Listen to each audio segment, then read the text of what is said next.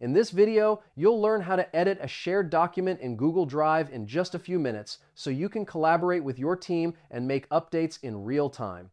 First, open your browser and go to drive.google.com. Sign in with your Google account.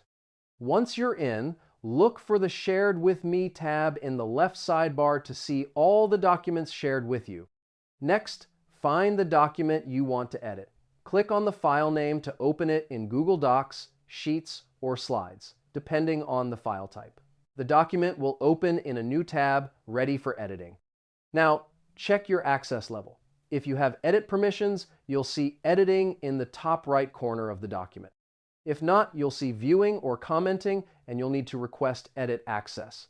After that, if you need edit access, click on Request Edit Access.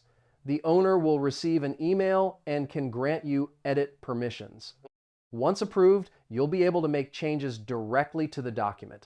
Once you have edit access, start making your changes. All edits are saved automatically to Google Drive, and other collaborators will see your updates in real time, making teamwork smooth and efficient for everyone.